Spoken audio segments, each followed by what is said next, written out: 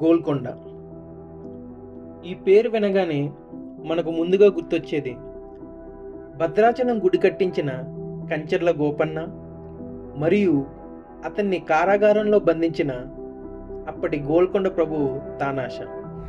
కానీ గోల్కొండ అనేది ప్రపంచంలోనే ప్రసిద్ధి చెందిన వజ్రాలకు పుట్టినిలోని మీకు తెలుసా?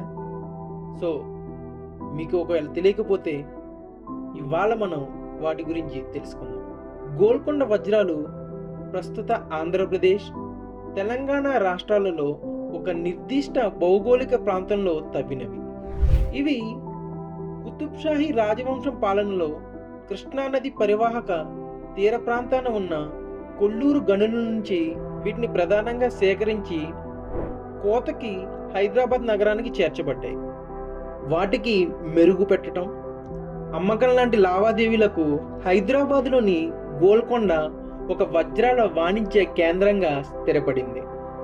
19వ శతాబ్దం చివరి వరకు ప్రపంచంలోని అతిపెద్ద అత్యుత్తమ వజ్రాల వాణిజ్య కేంద్రాలలో ఒకటిగా గోల్కొండ నిలిచింది.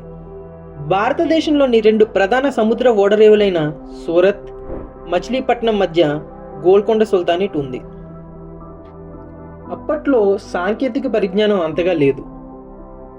అందువల్ల ప్రధానంగా నదుల ఒడ్డున, కొండ ప్రాంతాలలో వజ్రాలను వెతుకుతూ ఉండేవారు.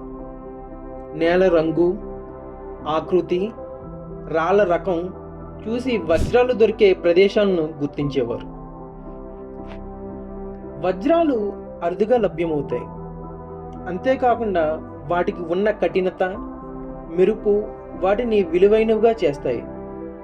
రాజులు, ధనవంతులు వీటిని అలంకరణ కోసం ధనరాశి చిహ్నంగా ఉపయోగించేవారు.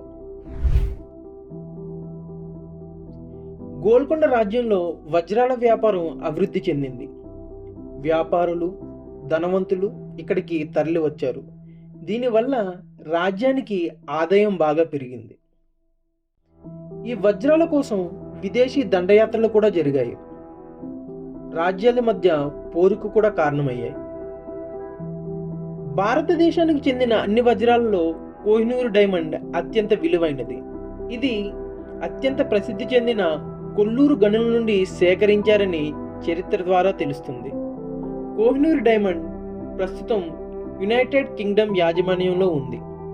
అంతేకాకుండా నాష్కాక్, ఆర్ట్డ్యూక్, Pope Dariya ఇనూర్, రీజెంట్రెస్ den green, ఆర్లో, Nizam, జాకబ్తో పాటు ఇప్పుడు కనబడని ఫ్లోరెంటిక్ ఎల్లో, అక్బర్ షా, గ్రేట్ మొఘల్ వజ్రాలు ఇవన్నీ కూడా గోల్కొండ గనుల్లో లభించినవి.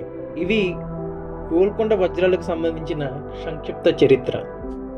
ఈ వీడియో మీకు నచ్చితే లైక్ చేసి షేర్ చేయండి. తప్పకుండా సబ్స్క్రైబ్ చేయండి.